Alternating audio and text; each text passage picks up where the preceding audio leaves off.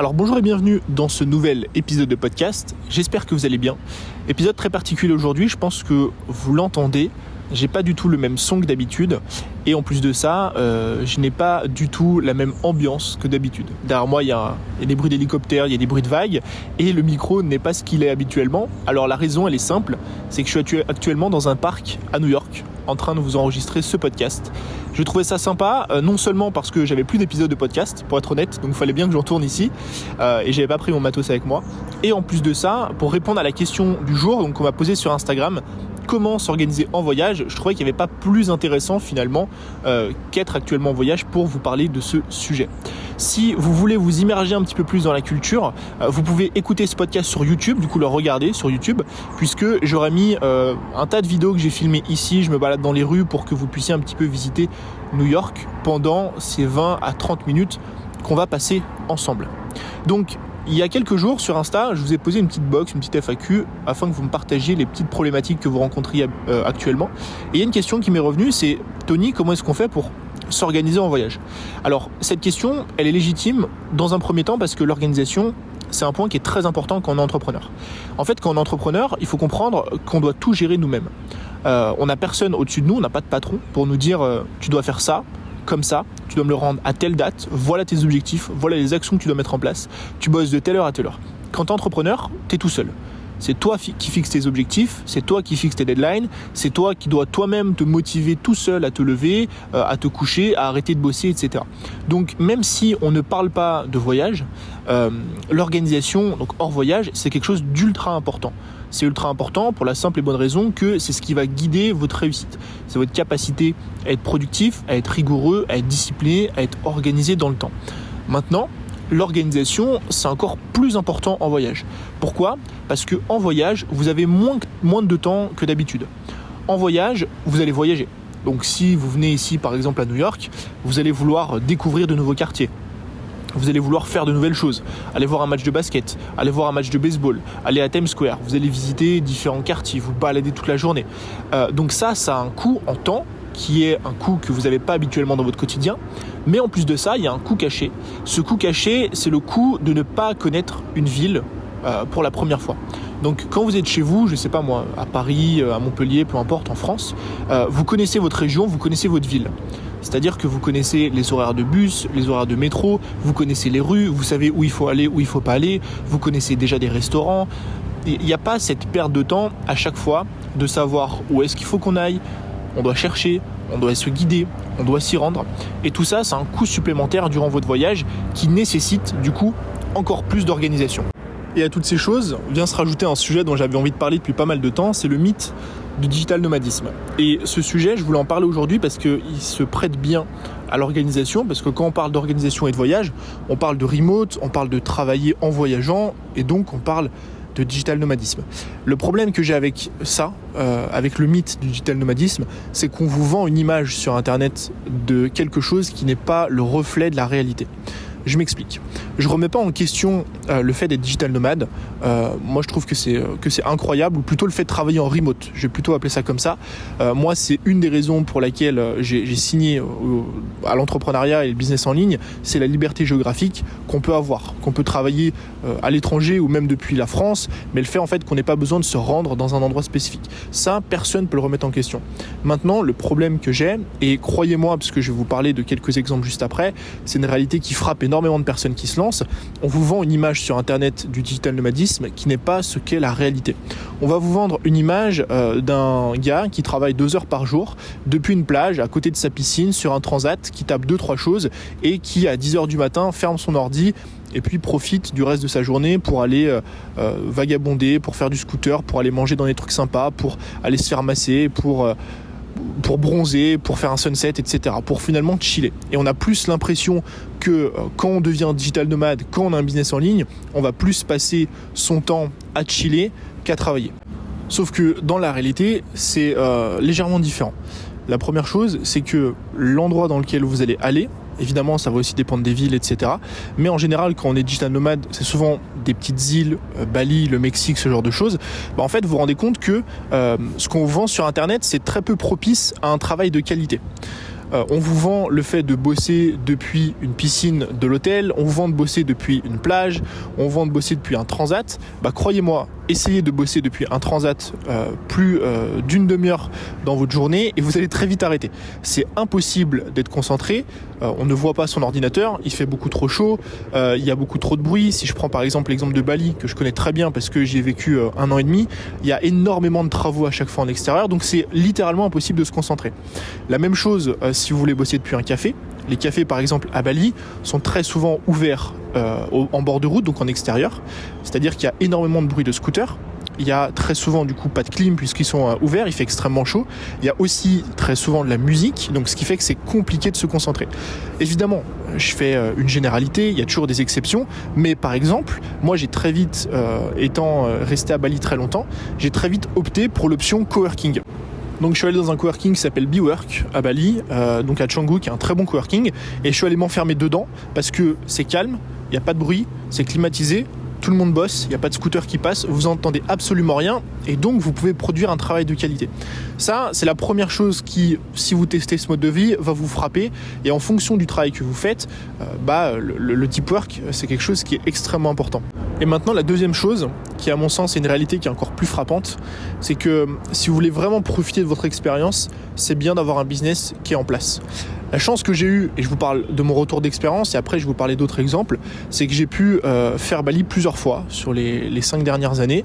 J'y suis allé une première fois quand je générais pas de revenus avec mon business, une deuxième fois quand je générais des revenus, mais c'était un peu en dents de scie, peut-être je faisais 1000 ou 2000 euros par mois, et une troisième fois où j'avais un business qui était vraiment en place. Enfin une troisième fois, une quatrième fois. Les seules fois où j'ai réellement pu profiter de mon expérience à Bali, enfin en tant que digital nomade, c'était la troisième et la quatrième fois.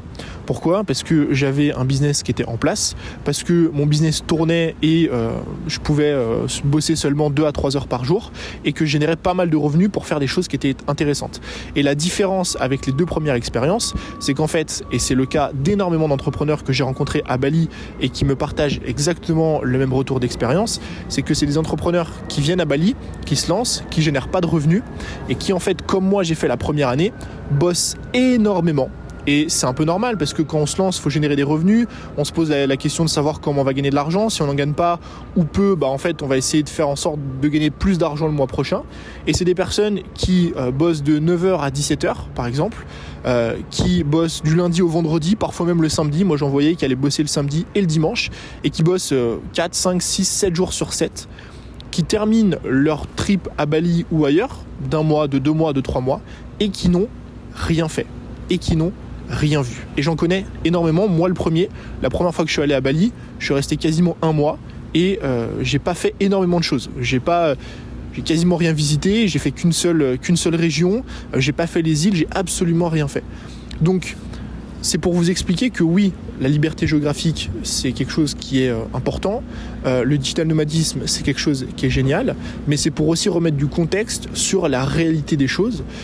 Ça demande quand même d'avoir certaines ressources. Ça demande d'avoir du coup, c'est le sujet du jour, on va y venir, je vous rassure, d'avoir une certaine organisation pour pouvoir réellement profiter de ce que vous êtes en train de faire, parce que à quoi ça sert d'aller à Bali ou ailleurs, même en France, en Europe, peu importe, aux États-Unis, à New York, si c'est pour rester enfermé 9 heures par jour, 6 jours sur 7, et en fait absolument pas profiter de l'endroit dans lequel vous êtes. Moi, à ce compte-là, je préfère à la limite me dire je pars moins longtemps, je pars 3-4 jours par endroit, mais au moins je coupe vraiment comme un long week-end et je profite réellement du trip. Donc parenthèse terminée de ce long sujet. J'aimerais revenir maintenant aux conseils que je pourrais vous partager en ce qui concerne le fait de s'organiser en voyage et donc de profiter au mieux et de l'endroit dans lequel on est sans pour autant finalement mettre en péril, on va dire, son business. Parce qu'encore une fois, le but, ça va être de trouver l'équilibre entre les deux qui vous permet de profiter de l'endroit dans lequel vous êtes sans pour autant que votre business en pâtisse. La première chose, elle est toute bête, mais ça va être de choisir le bon pays. Le bon pays, la bonne ville, si vous restez en France, peu importe. Mais quand je parle de bonne ville, de bon pays, ça va être premièrement un endroit que vous voulez vraiment faire. Pourquoi je parle de ça ? Parce que quand on parle de nomadisme ou de voyage, peu importe, il y a souvent des hubs qui ressortent, des hubs d'entrepreneurs. On va parler, donc à l'époque on parlait beaucoup du Mexique, maintenant de Bali, Lisbonne aussi au Portugal, enfin bref, il y a plein de spots comme ça. Maintenant, vous n'êtes pas obligé de faire ces spots-là. Si jamais il y a d'autres endroits, d'autres pays, d'autres villes que vous avez envie de faire, ne vous cantonnez pas à ce que font la majorité des gens. Moi, par exemple, en début d'année, je suis parti à Tokyo, donc au Japon et en Corée. C'est des endroits où ne vont quasiment personne. Et pourtant, c'est des endroits que moi, je voulais vraiment faire. Et du coup, j'ai vraiment apprécié mon trip. Le deuxième truc concernant le pays, un truc dont il faut faire très attention, c'est le décalage horaire. Ça, c'est quelque chose de très important en ce qui concerne l'organisation.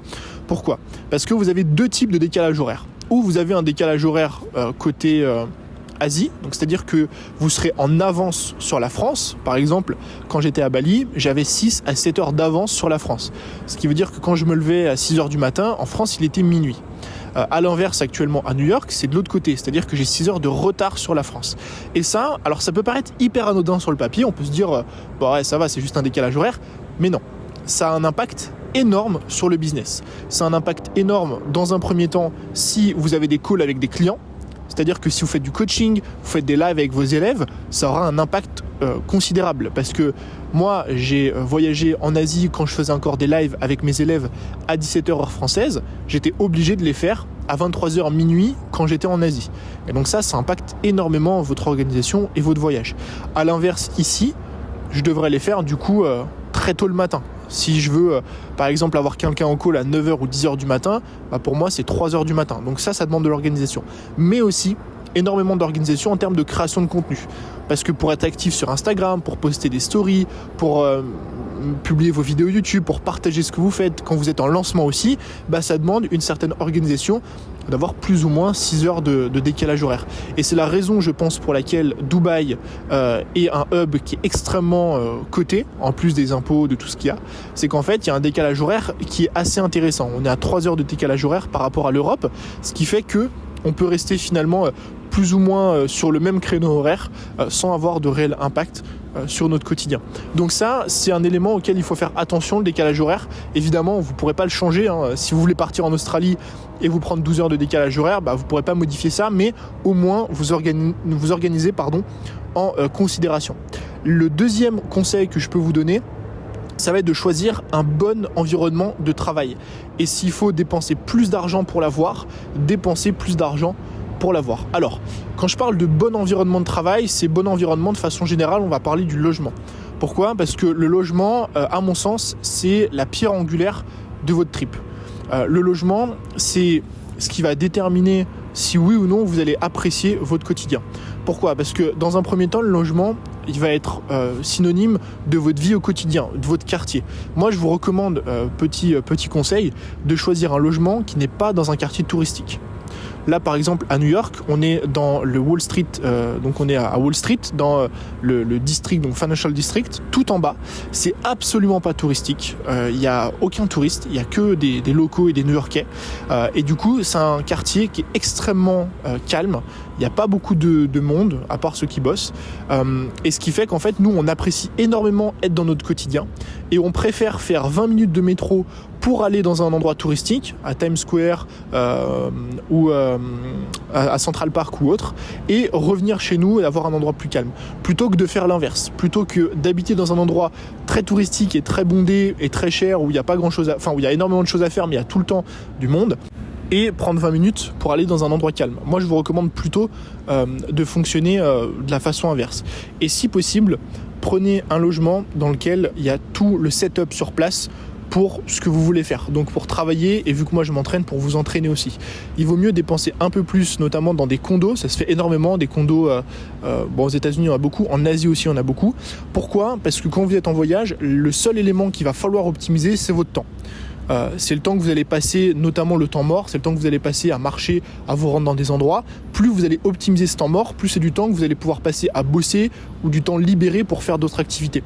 Par exemple, nous, on est actuellement dans un condo dans lequel il y a un coworking et dans lequel il y a une salle de sport. Donc en plus du coworking et de la salle de sport, on a un T2, ce qui fait qu'on peut bosser dans l'appartement.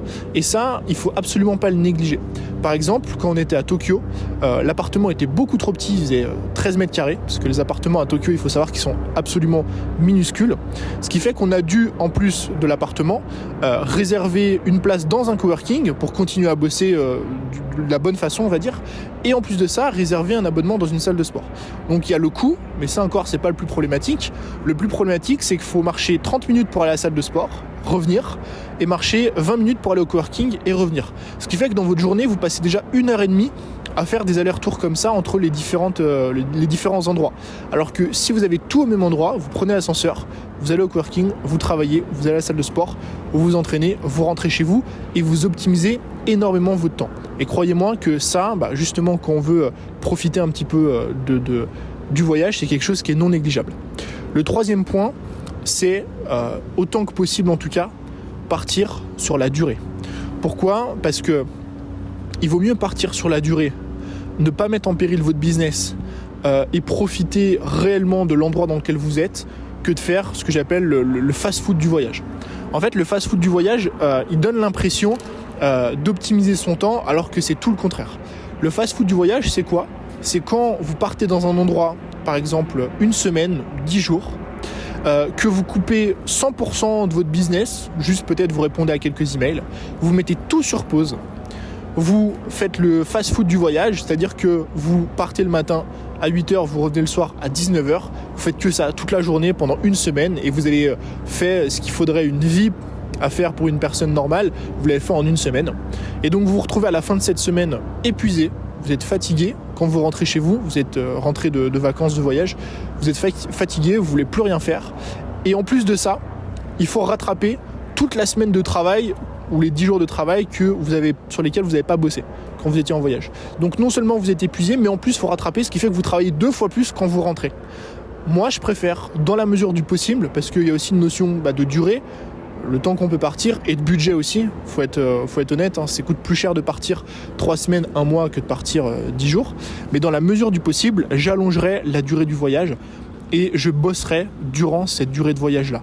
Moi je trouve que c'est plus intéressant de partir 3 semaines ou 1 mois et de bosser 3 heures par jour et de profiter le reste de la journée, parce que comme ça vous pouvez partir et voyager et bosser en même temps, ce qui fait que votre business continue à se développer et donc vous n'avez pas besoin quand vous rentrez de passer 3 semaines à tout rattraper.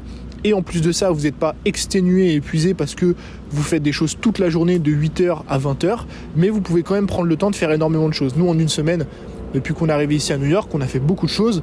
On est allé voir un match de NBA, on a fait différents endroits, on a fait quasiment tous les quartiers de New York. On est allé voir le sunset, j'ai oublié le nom d'ailleurs, d'une grande tour, je sais plus le nom de la tour parce qu'il y en a tellement ici. On a fait aussi le World Trade Center, on a fait Central Park, on a fait Times Square, enfin voilà, on a fait énormément de choses, alors que pourtant j'ai pas l'impression de passer mes journées non plus à faire des trucs, étant donné que j'ai une bonne gestion entre les deux. Le point suivant, c'est de préparer autant que possible en amont vos gros projets business. Alors ça, c'est quelque chose qui peut vous sauver énormément, déjà en termes de temps de travail, mais aussi en termes de matos par exemple. Alors je m'explique. Avant de partir ici, donc à New York, et c'est l'une des premières fois que je fais ça pour le coup, j'ai préenregistré 6 vidéos YouTube, j'ai tourné l'entièreté de ma formation, et j'ai enregistré plusieurs podcasts. Donc apparemment pas assez, parce que je suis en train d'en enregistrer un actuellement. Mais en tout cas, j'ai préparé pas mal de contenu. Je crois que j'étais parti avec 8 contenus, il me semble, avant de partir. Ce qui me donnait du stock. Alors oui, j'ai dû bosser pas mal avant de partir, mais du coup, ce qui m'a donné du stock pour que je puisse publier durant tout le mois où j'étais à New York. Donc ce qui fait que, de 1, j'ai pas besoin de tourner beaucoup d'épisodes ou de faire beaucoup de contenu pendant que je suis ici. J'ai lancé mon gros projet avant de partir, donc j'ai tourné ma formation donc sur Funnel Academy juste la semaine avant de partir, ce qui fait que j'ai pas besoin de le faire maintenant, ce qui aurait pris énormément de temps. Et en plus de ça, ça me permet du coup, quand je suis ici, de ne pas avoir à prendre mon matos par exemple. Donc là je suis en train de tourner avec mon iPhone, j'espère que ça va rendre bien évidemment, mais si je devais créer du contenu ici, tourner une formation, il aurait fallu que je prenne mon appareil photo, il aurait fallu que je prenne un trépied, il aurait fallu que je prenne une lumière, il aurait fallu que je prenne mon micro de podcast, énormément de matos, et j'aurais dû m'encombrer pour pas grand chose. Donc moi je vous recommande, avant de partir, si vous partez 2 semaines, 3 semaines, 1 mois, 2 mois, un maximum en tout cas, de pouvoir créer du contenu ou avancer sur des projets, parce que si vous partez en voyage, vous allez vite vous rendre compte que c'est compliqué de lancer par exemple une formation quand vous êtes en voyage. Donc lancer une formation typiquement quand vous êtes en voyage, c'est quelque chose qui est extrêmement énergivore et qui prend beaucoup de temps. Le conseil suivant, c'est d'avoir une liste de tout ce que vous voulez faire et de planifier votre semaine à l'avance en fonction d'un élément, c'est la météo. En fait, pourquoi avoir une liste de tout ce que vous voulez faire ? Moi, je vous invite à le faire des semaines avant. En fait, dès que vous vous renseignez sur un endroit, moi j'avais fait ça à Tokyo, Jess elle a fait ça à New York. Dès que vous vous renseignez sur un endroit et que vous voyez des choses sur Insta, passer, etc., notez-les toutes, absolument toutes. Vous mettez les noms de ce que vous voulez faire, les semaines, les mois avant de partir, ce qui fait que quand vous arrivez ici, vous avez déjà une liste de tout ce que vous voulez faire. En plus, vous pouvez faire des petites recherches sur que faire à New York, que faire ici, que faire peu importe l'endroit dans lequel vous allez. Et vous allez tout vous lister, ce qui va vous permettre déjà de vous repérer, de vous organiser un petit peu. Pourquoi ? Parce que vous allez voir que ça va passer extrêmement vite. Et surtout, en fonction de l'endroit dans lequel vous allez, parfois vous allez pouvoir peut-être faire plusieurs choses en même temps. Et il y a un élément malheureusement qu'on ne peut pas contrôler et qui a un impact énormissime sur notre voyage, c'est la météo.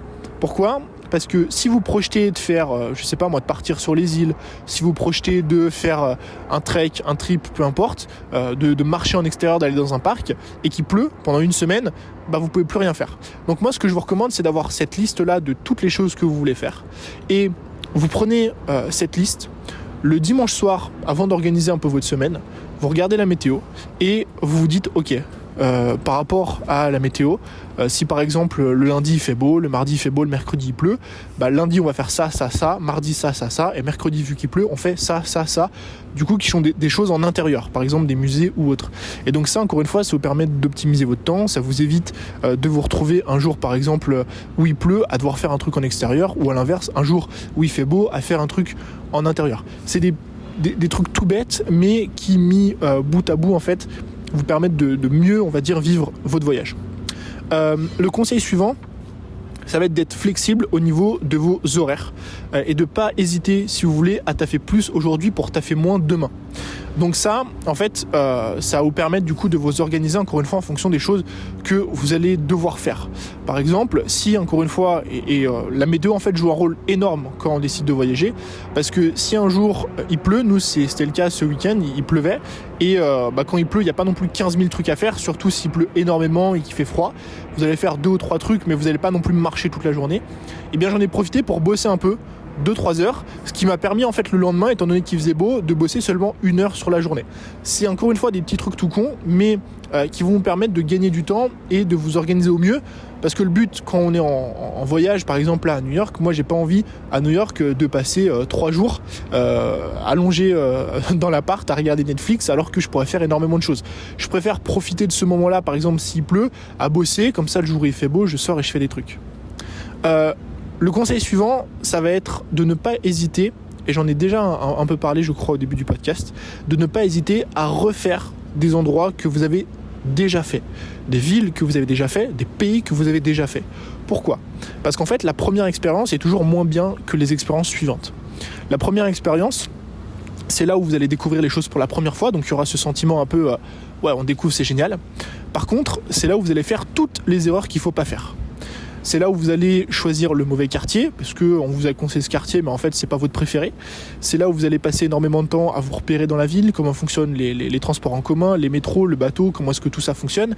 C'est là où vous allez vous repérer aussi en ce qui concerne les choses qu'il y a à faire. Enfin bref, vous allez en général faire toutes les erreurs du monde lors de votre premier voyage dans une ville.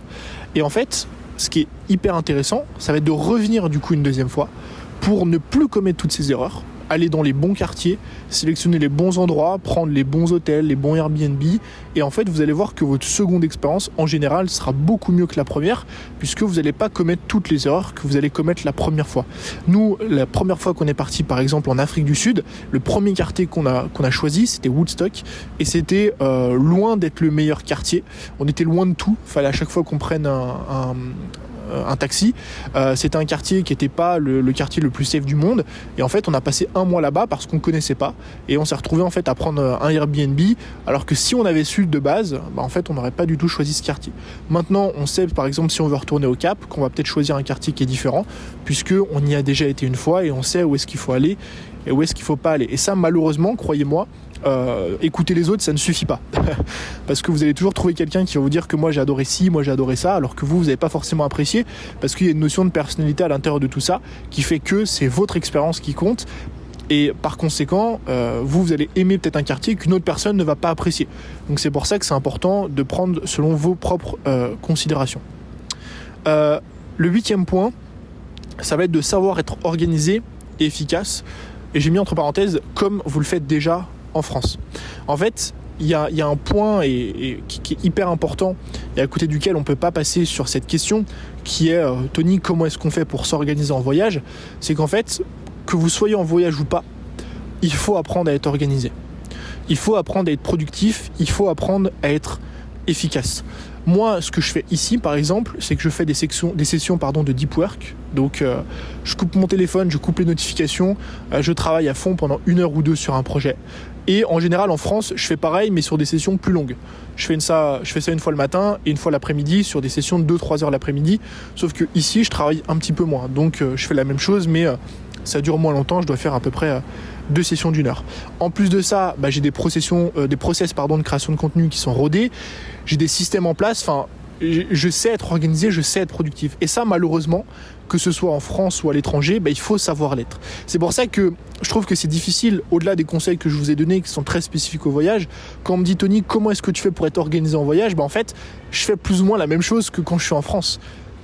Je fais exactement les mêmes contenus, j'utilise les mêmes process, j'ai la même façon de travailler. Et c'est pour ça qu'à mon sens, être productif et être efficace, c'est quelque chose qui doit s'apprendre, que vous souhaitiez voyager ou pas. Et le dernier point, qui est le point, je pense, l'un des points en tout cas les plus importants, c'est d'avoir des revenus qui tournent en automatique. Alors, des revenus qui tournent en automatique, des process de vente, appelez ça comme vous voulez, mais en fait, ce qui peut réellement vous rendre libre, ce qui peut réellement vous permettre de profiter quand vous êtes en voyage, quand vous visitez un endroit, une ville, un pays, ce qui peut réellement vous apporter en fait de la sérénité, au-delà de la liberté géographique, c'est la liberté temporelle de pouvoir vous dire en fait aujourd'hui je bosse pas parce que j'ai envie de visiter tel endroit et j'ai juste pas envie de bosser tout simplement, c'est les revenus que vous allez générer ou non en automatique.